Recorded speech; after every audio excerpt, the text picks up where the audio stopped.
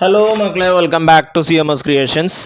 നമ്മൾ നോക്കാൻ പോകുന്നത് 2024 നമ്മുടെ 9ാമത്തെ ചാപ്റ്ററായ ജോമെട്രി ആൻഡ് അൽജിബ്ര, ജാമിതിയും ബീജഗണിതം എന്ന് പറയുന്ന ചാപ്റ്ററിൽ നിന്നും ചോദിച്ചിട്ടുള്ള ചോദ്യങ്ങളും അതിൻ്റെ ഉത്തരങ്ങളാണ്. ഓക്കെ, അപ്പോൾ ഇതിനു മുമ്പ് 2023 വരെ ചോദിച്ചത് നമ്മൾ ചെയ്തു. അതിൻ്റെ ബാക്കിയാണ് നമ്മൾ ചെയ്യാൻ പോകുന്നത്.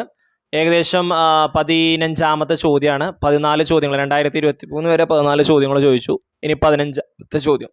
Prove that the points 3, 5, 6, 7, 9, 9 are on the same line.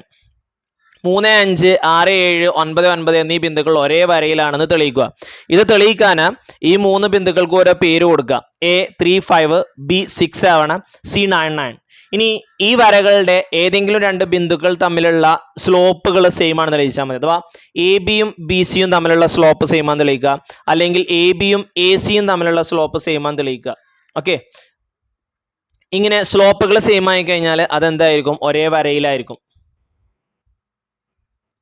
ഇപ്പോൾ ഒരു ലൈൻ ഇങ്ങനെ പോയി ഇതേ സ്ലോപ്പിൽ പോവാണെന്നുണ്ടെങ്കിലാണ് എന്താവുക? അതൊരു സ്ട്രൈറ്റ് ലൈൻ ആവുക. സ്ലോപ്പിൽ മാറ്റം വരുമ്പോൾ ഒന്ന് താഴത്തേക്കോ അല്ലെങ്കിൽ ഒന്ന് മേലേക്കോ എന്ത് ചെയ്യും? വേരിയേഷൻ ഉണ്ടാവും. അപ്പൊ ആദ്യം നമുക്ക് എന്ത് ചെയ്യാം? സ്ലോപ്പ് ഓഫ് എ ബിയുടെ ചെരിവ് എന്താണ്? y2 minus y1 divided by x2 minus x1 ആണ്. 7 മൈനസ് 5 ബൈ 6 മൈനസ് 3. 7 5 പോയാൽ 2 കിട്ടും, 6 3 പോയാൽ 3 കിട്ടും. 2/3 നീട്ടി. ഇനി സ്ലോപ്പ് ഓഫ് ബി സിയുടെ ചെരിവ് ഇതും അതേപോലെ തന്നെ 9 മൈനസ് 7 9 മൈനസ് 6. 9 7 പോയാൽ 2 കിട്ടും, 9 6 പോയാൽ 3 കിട്ടും. ഇപ്പൊ രണ്ടിന്റെ സ്ലോപ്പ് സെയിം ആണല്ലോ. രണ്ടിന്റെ സ്ലോപ്പ് എന്താണ്? 2/3 ആണ്. അപ്പൊ ഇത് രണ്ടും എന്തായിരിക്കും? ഒരേ വരയിലായിരിക്കും. Slope are equal, A B and C are on same line. ചെരിവുകൾ തുല്യമായതുകൊണ്ട് എ ബി സി ഇവ ഒരു വരയിലെ ബിന്ദുക്കളാണ്. ഇനി രണ്ടാമത്തെ ഒരു ചോദ്യം, അഥവാ 16ാമത്തെ ചോദ്യമാണ് ഈ ചാപ്റ്ററിൽ മുഴുവനായിട്ട് കേട്ടോ. A B C D E F is a regular hexagon with origin as centre. The coordinate of the point A is 4, 0. ചിത്രത്തിൽ കൊടുത്തിരിക്കുന്നത് പോലെ A B C D F ആധാരബിന്ദു കേന്ദ്രമായ ഒരു ഷഡ്ഭുജമാണ്. എ എന്ന ബിന്ദുവിന്റെ സൂചക സംഖ്യ 4, 0 ആകുന്നു. What are the coordinate of the point D? ഡിയുടെ സൂചക സംഖ്യകൾ കാണുക. Find the length of B ജിയുടെ നീളം കണ്ടെത്തുക. Write the coordinate of B E എന്നിവയുടെ സൂചക സംഖ്യകൾ എഴുതുക. ആദ്യം write the coordinate of D. Origin centre ആണെന്ന് പറഞ്ഞിട്ടുണ്ട്. അപ്പൊ ഇവിടുന്ന് ഇങ്ങോട്ട് 4 ആണെന്നുണ്ടെങ്കിൽ ഇവിടുന്ന് ഇങ്ങോട്ടും എത്ര ഉണ്ടാവും? 4 ഉണ്ടാവും. രണ്ട് ഡിസ്റ്റൻസും എന്തായിരിക്കും? സെയിം ആയിരിക്കും. പക്ഷെ ഇത് പോസിറ്റീവ് ആണ്, ഇതെന്താണ്? നെഗറ്റീവ് ആണ്. അപ്പൊ ഡിയുടെ സൂചക സംഖ്യ എന്താണ്? എ 40 ആണെന്നുണ്ടെങ്കിൽ ഡി എന്താ? -40. ഇനി ബി ജിയുടെ നീളം കാണണം. ബി ജിയുടെ നീളം കാണാൻ ആ ബി ജി എന്ന് പറയുന്ന ട്രയാങ്കിൾ ഞാൻ ഇങ്ങോട്ട് എടുത്തു. നോക്കിയാ, ഇത് സമഷഡ്ഭുജമായതുകൊണ്ട് തന്നെ ഈ ജി എന്ന് പറയുന്നത് OAയുടെ മിഡ് പോയിന്റ് ആയിട്ട് നമുക്ക് എടുക്കാം. അപ്പൊ ഇവിടെ 2, 0, 4, 0. അപ്പൊ ഈ ഡിസ്റ്റൻസ് എത്രയാ? 2. 30 ഓപ്പോസിറ്റ് 2 ആണ്. 30, 60, 90 1:√3. ഇതെങ്ങനെയാണ് 30, 60 വന്നു കഴിഞ്ഞാൽ? ഇതൊരു റെഗുലർ ഹെക്സഗൺ ആണ്. ഒരു റെഗുലർ ഹെക്സഗണിന്റെ മുഴുവൻ ആംഗിൾ എത്രയാണ്? 120 ആണ്. ഒരു റെഗുലർ ഹെക്സഗണിന്റെ ഒരു കോൺ എത്രയാണ്? 120. അതിനെ ഇവിടെ കട്ട് ചെയ്യുമ്പോൾ അത് എത്രയാവും? 60 ആകും. ഇനി ഇത് 90, അപ്പോൾ ഓട്ടോമാറ്റിക്കലി ഇവിടെ എത്രയാവും? 30. അങ്ങനെയാണ് 30, 60, 90 എന്ന്. ഇതിൽ 30ന്റെ ഓപ്പോസിറ്റ് 1ന്റെ സ്ഥാനത്ത് 2 ആണ്. അപ്പോൾ 60ന്റെ സ്ഥാനത്ത് എത്രയായിരിക്കും? 2√3 ആയിരിക്കും. അതല്ലേ നമുക്ക് വേണ്ടത്? 60ന്റെ ഓപ്പോസിറ്റ് ബി ജി, അതിന്റെ നീളമാണ് 2√3. അതിന്റെ എക്സ് കോർഡിനേറ്റ് നേരെ താഴത്തേക്ക്. നമ്മളവിടെ ആദ്യം ചോദിച്ച ബി ജിയുടെ നീളമാണ്. ബി ജിയുടെ നീളം എത്രയാ? 2√3. ഇനിയാണ് ബിയുടെ കോർഡിനേറ്റ് ചോദിച്ചിട്ടുള്ളത്. ഇവിടുന്ന് നേരെ താഴോട്ട് ജി, അതെത്രയാ? 2. പിന്നെ ബി ജിയുടെ നീളം എത്രയാ? 2√3. അപ്പൊ 2, 2√3. ഇനി ഇ എന്ന് പറയുന്നത് ഇതാ ഇവിടെയാണ് കിടക്കുന്നത്. ഇവിടെ എക്സും നെഗറ്റീവ് ആകും, വൈയും നെഗറ്റീവ് ആകും. പക്ഷെ ലെങ്ത്തുകളൊക്കെ സെയിം ആയിരിക്കും, കാരണം ഇതൊരു റെഗുലർ ഹെക്സഗൺ ആണ്. അപ്പൊ എത്രയായിരിക്കും വരിക? -2 -2√3 എന്ന് വരും ഇയുടെ സൂചക സംഖ്യ. ഓക്കെ, ഇത് രണ്ടിന്റെയും സെയിം ആയിരിക്കും, കാരണം റെഗുലർ ഹെക്സഗൺ ആയതുകൊണ്ട് എല്ലാ ലെങ്ത്തുകളും എന്തായിരിക്കും? സെയിം ആയിരിക്കും. ഇതേ ലൈന് തന്നെയാണ് ഇവിടെയും വരുന്നത്. അത് പോസിറ്റീവ് ആണ്, ഇത് നെഗറ്റീവ് ആണ്. ഓക്കെ, ആ ഒരു വ്യത്യാസമുള്ളൂ. Then 17ാമത്തെ ചോദ്യം. The equation of a line is 2x minus y minus 2 equal to 0. ഒരു വരയുടെ സമവാക്യം 2x minus y minus 2 equal to 0 ആണ്. Check whether the point 3, 4 is on the line. 3, 4 എന്ന ബിന്ദു ഈ വരയിലാണോ എന്ന് പരിശോധിക്കുക. Find the coordinate of the point where this line cut the X and Y axis. ഈ വര എക്സ് അക്ഷത്തെയും വൈ അക്ഷത്തെയും മുറിച്ച് കിടക്കുന്ന ബിന്ദുക്കളുടെ സൂചക സംഖ്യകൾ കാണാം. അപ്പൊ ആദ്യം നമുക്ക് 3, 4 ഈ വരയിലെ ബിന്ദു ആണോ നോക്കണമെന്നുണ്ടെങ്കിൽ എന്ത് ചെയ്താൽ മതി? ഈ 3, 4 ആ ഇക്വേഷനിൽ സബ്സ്റ്റിറ്റ്യൂട്ട് ചെയ്താൽ മതി. ഇക്വേഷൻ സാറ്റിസ്ഫൈ ചെയ്യുന്നുണ്ടെങ്കിൽ അത് ആ ലൈനിലുള്ള പോയിന്റ് ആണ്. എക്സ് 3ഉം വൈ 4ഉം ആയിട്ട് ഇട്ട് കൊടുക്കുക. അപ്പൊ 2 × 3 - 4 - 2 = 0. 2 × 3 6 ആണ് അല്ലെ. 6 4 പോയാൽ 6 4 പോയാൽ 2, 2 2 പോയാൽ 0. സാറ്റിസ്ഫൈ ചെയ്യുന്നുണ്ട്. 0 = 0 ആണ് കിട്ടുക.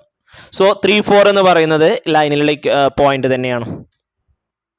3, 4 ഓൺ ദ ലൈൻ, ഈ വരയിലെ ബിന്ദുവാണ് 3, 4.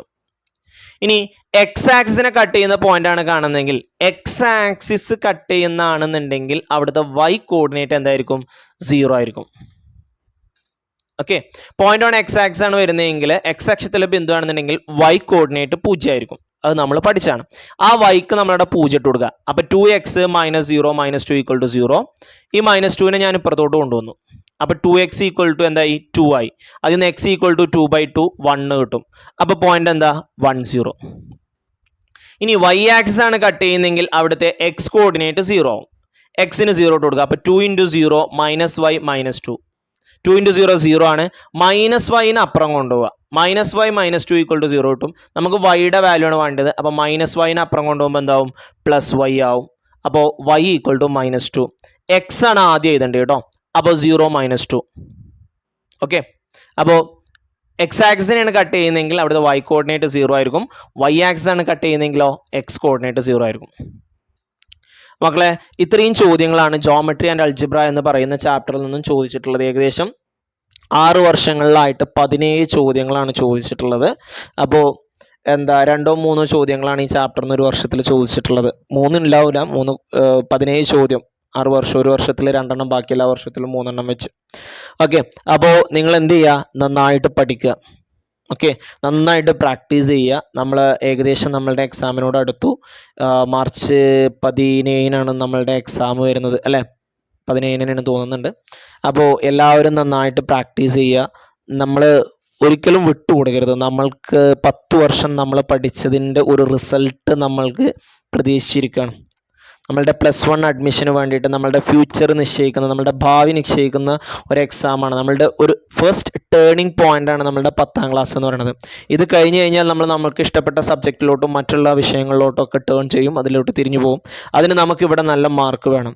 ഇന്നത്തെ കാലത്ത് SSLC എക്സാം എന്ന് പറഞ്ഞു കഴിഞ്ഞാൽ ഫുൾ വിജയ ശതമാനം വരുന്നതാണ്. 99 point something ഒക്കെ % വിജയ ശതമാനം വരുന്നതാണ്. +1 അഡ്മിഷൻ കിട്ടണമെന്നുണ്ടെങ്കിൽ അത് ബുദ്ധിമുട്ടാണ്. അതുകൊണ്ട് മക്കളെ നന്നായിട്ട് പഠിക്കുക. ആ ഫുൾ A+ എന്ന കാറ്റഗറിയിൽ നമ്മൾ വരിക എന്നുള്ളതാണ് നമുക്കുള്ള ആകെ ഒരു ലക്ഷ്യം എന്ന് പറയുന്നത്. അങ്ങനെയാണെന്നുണ്ടെങ്കിൽ നമുക്ക് എന്താ പറയുക, സമാധാനത്തോട് കൂടിയിട്ട് എന്ത് ചെയ്യാം? +1 അപ്ലൈ ചെയ്യാം, +1 സീറ്റ് കിട്ടുമെന്നുള്ളൊരു പ്രതീക്ഷ നമുക്ക് വെക്കാം. ഓക്കെ, അതുകൊണ്ട് നന്നായിട്ട് പഠിക്കുക, നല്ലതുപോലെ വർക്കൗട്ട് ചെയ്യുക. ഓക്കെ, ഒരിക്കലും എന്താ പറയുക, എനിക്ക് ഈ ക്വസ്റ്റ്യൻ ചെയ്യാൻ കിട്ടുന്നില്ലല്ലോ എന്ന് പറഞ്ഞാണ്ട് ആ ക്വസ്റ്റ്യൻ ഒഴിവാക്കി കളയരുത്.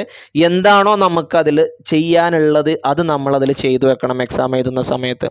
ഓക്കെ, ആദ്യം ക്വസ്റ്റ്യനിൽ തന്നിട്ടുള്ള വാല്യൂസ് എന്തൊക്കെയാണോ നമുക്ക് തന്നിട്ടുള്ളത് അത് എഴുതുക. അതിനുശേഷം എന്താണോ കണ്ടുപിടിക്കേണ്ടത് അത് എഴുതുക. അപ്പോൾ ഓട്ടോമാറ്റിക്കലി നമുക്ക് ഓരോന്ന് ഇങ്ങനെ വന്നുകൊണ്ടിരിക്കും. ഓക്കെ, അപ്പോൾ അത് നമ്മളൊന്ന് ശ്രദ്ധിച്ചാൽ മതി. ഒരു ക്വസ്റ്റ്യനും നിങ്ങൾ വിട്ടുപോകരുത്. എങ്ങാനും വല്ല നമ്പറുകൾ എന്തെങ്കിലുമൊക്കെ ചേഞ്ച് വന്നാൽ ക്വസ്റ്റ്യൻ തെറ്റാണെന്നുണ്ടെങ്കിൽ അതിന് നമുക്ക് മാർക്ക് കിട്ടണമെങ്കിൽ നമ്മളത് അറ്റൻഡ് ചെയ്തിരിക്കണം. അതുകൊണ്ട് ഒരു ക്വസ്റ്റ്യൻ പോലും നിങ്ങൾ വിട്ടുകളയത്, നന്നായിട്ട് വർക്കൗട്ട് ചെയ്യുക, നന്നായിട്ട് പ്രാക്ടീസ് ചെയ്യുക. ഈ ദിവസം ഈ എക്സാം തീരുന്നത് വരെ നന്നായിട്ട് വർക്കൗട്ട് ചെയ്യുക. അത് കഴിഞ്ഞിട്ട് എന്താ ആയിക്കോട്ടെ, എവിടെ വെച്ച് പോവുക, എന്താ ചെയ്യുക, പക്ഷെ എക്സാം തീരണ വരെ നമുക്ക് വേറൊരു പരിപാടിയും വേണ്ട. Okay, so do your level best. Okay, നിങ്ങൾ ആരാ എന്നുള്ളത് കാണിച്ചു കൊടുക്കാനുള്ള സമയമാണ്.